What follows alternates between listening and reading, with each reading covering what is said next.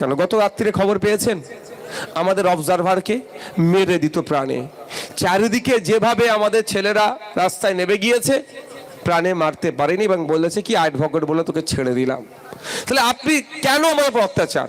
গতকালকে আমাদের ঘটনা ঘটেছে, তবে আমরা ছাড়ার বিষয় নয়, আপনারা জানেন আমরা 24 ঘন্টা টাইম দিয়েছি।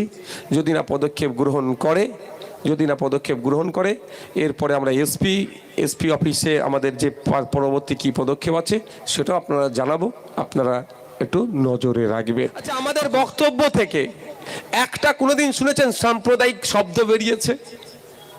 আমরা হিন্দু মুসলমান দলিত আদিবাসীর মধ্যে টেনশন তৈরি হোক এই ধরনের কথা বলেছি? আমরা বরঞ্চ দলিত আদিবাসী হিন্দু মুসলমানের মধ্যে সেতু বন্ধনের কাজ করি। আমরা কি বলি? শিক্ষার কথা বলি। আমরা বলি যে মমতা ব্যানার্জি যেই হাতে লক্ষ্মীর ভান্ডার দিচ্ছে ওই হাতেই ছেলেদের ভবিষ্যৎগুলো ধ্বংস করছে।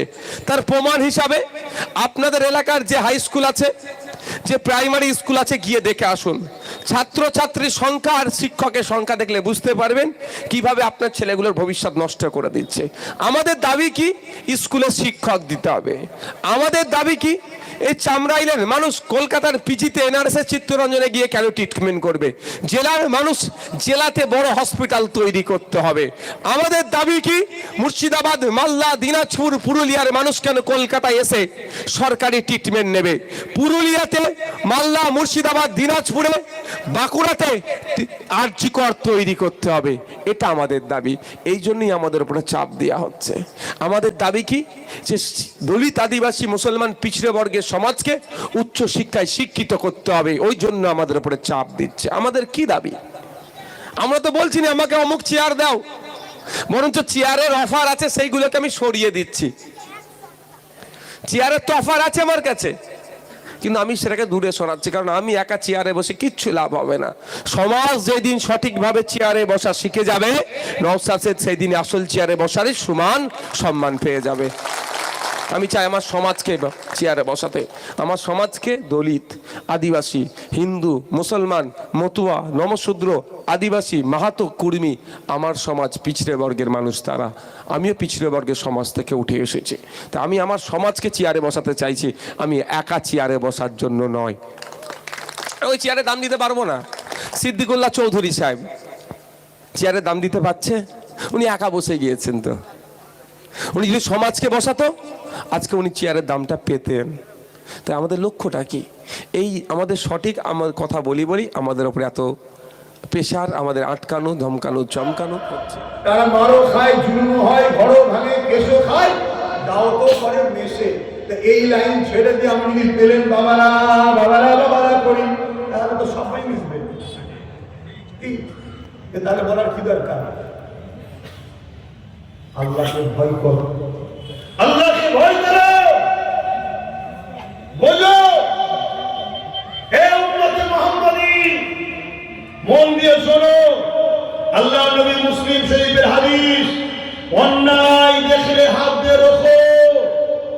যদি হাত দিয়ে উঠতে না পারো, মুখ দিয়ে প্রতিবাদ করো।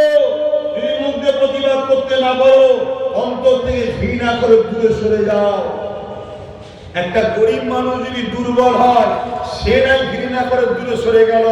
আমার পিছনে কোটি লোক রয়েছে, আমি একবারও বলবো না যে ওয়াকাফটা বাঁচাবার জন্য আমাদেরকে এক হওয়া দরকার, সেটাও বলতে পারছেন না।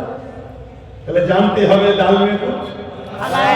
ভাবো সাধারণ ছেলে, তোমার বাচ্চা কি করবে? তোমারই যখন কাজ নেই, টোটো কোম্পানি ঘুরে বেড়াচ্ছ, এখানে ঘুরছো, ভাই একটু কাজ করে দেবো, একটু গাড়ি মুছে দেবো, এই হাল হচ্ছে না? হয়নি? তোমার বাচ্চাগুলোর কি হবে একটু ভাবছো? শুধু ওয়াকাফ কেন, দুনিয়াতেও তোমাদের কল কারখানা, কাজ কারবার, পড়াশোনা সব ধ্বংস হচ্ছে না? হয়নি? হ্যাঁ, তুমি ভাবছো আমার ছেলেকে মাদ্রাসায় পড়াবো, মাদ্রাসা কোনো তো নীরবে ধ্বংস হচ্ছে। মাদ্রাসা ভ্যাকান্সিতে 10,000 পদ খালি, শিক্ষক নেই। কেন? যাতে মাদ্রাসা শিক্ষাটা ধ্বংস হয়ে যায়। অন্য সরকার গোল্ডিজার দিয়ে ভাবছে, এই সরকার দরদি সরকার, মুসলিম দরদি সরকার, ভূমিকা দিয়া সরকার শিক্ষক বন্ধ করে মাদ্রাসাকে শেষ করছে।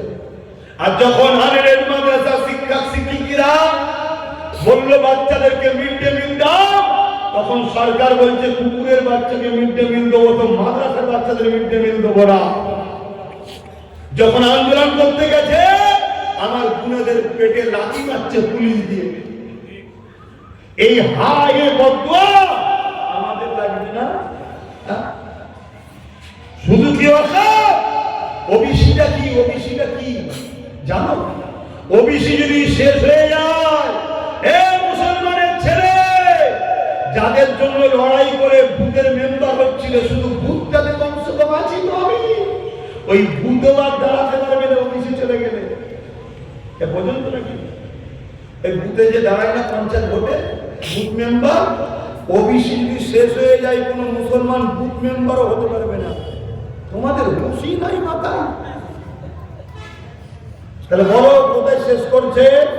যখন বুথ মেম্বার আমাদের কেউ নেই, তাহলে আস্তে আস্তে পঞ্চায়েত কেউ পাবে না, প্রধান কোনো মুসলমান হবে নাকি? যখন পঞ্চায়েত শেষ তখন এমএলএ তার কাউকে পাবে না, যখন এমএলএ শেষ এমপি তো কাউকে পাবে না। আস্তে আস্তে তোমাকে নীরবে সাইড করে দিচ্ছে, তোমার হুঁশ নাই। এখন তবুও তো জাগাতে বেরিয়েছে নওশাদ, কালকে কেউ জাগাতে আর আসবে না। এই জাতি যখন, আরে তোমার যখন কাজই নেই, তুমি যখন দাঁড়াতেই পারবে না, তাহলে তোমাকে কেউ জাগাতে আসবে নাকি? কথা বলে আজও তবু আমরা দাঁড়াবার জায়গা আছে, কালকে যদি না দাঁড়াবার জায়গা থাকে তোমাকে জায়গাতে কে আসবে? কথা কিছু মাথায় ঢুকছে না, ঢোকে না? এই জায়গায় আমি তোমাদেরকে এই জন্য বোঝাচ্ছি, বোঝো, ভালো করে বোঝো, খুব ভালো করে বোঝো ভাইরা আমার। এবারে কারো মনে হতে পারে হুজুর সবই ঠিক আছে, আপনি জলসায় সব কথা বলেন কেন? এই জন্য জলসায় বলি, আমার জায়গা তো এইটা, আমার জায়গা তো এইটা। যদি ঈদগাহে মুসলিম মেয়েদের যাওয়া নিষেধ থাকে, তাহলে কলিকাতার ঈদের নামাজে মমতা যায়, ওটা কি রাজনীতি নয়? ইফতার পার্টিতে সারাদিন আমরা রোজা রেখে রাখলাম, ইফতার পার্টির নামে বেঈমান বেরুদার নেতাগুলো নিয়েছে হুড়ি করা, দাঁড়িয়ে বলে দিদি এই দিয়েছে ওই দিয়েছে, এটা রাজনীতি নয়? তারপরে বিশ্বনবী দিবস পিছনে লেখা আছে, আর সেখানে নাপাক অপবিত্র পাক হতে পারেনি, নবিয়ানা মেম্বারে দাঁড়িয়ে এই করে দিয়েছি ওই করে দিয়েছি, ওটা কি ধর্ম নিয়ে রাজনীতি নয়? আর আমি যখন নবী বংশের ছেলে কোরাইশ খানদান নবীর মেম্বারে দাঁড়িয়ে নবীর দুশ্মন, ইসলামের দুশ্মন, আজকের ফেরাউন, আজকের নমরুদদের বিরুদ্ধে বলবো, কোন মুসলমানের যদি মনে হয় হুজুর এখানে বলছেন কেন, আমি বলবো আপনি একটু ভাববেন, না হয় আপনিও গুনাহগার হয়ে বলবেন। কথা বুঝে আসছে না? এই জায়গায় বলা সেই দিন বন্ধ করে দেব যেই দিন রাজনীতির নেতারা ধর্মীয় জায়গা আশা বন্ধ করে দিয়ে রাজনীতির জায়গায় দাঁড়িয়ে মানুষের সেবা করবে, ধর্মের ক্ষতি করা বন্ধ করবে। কথা মাথায় ঢুকলো?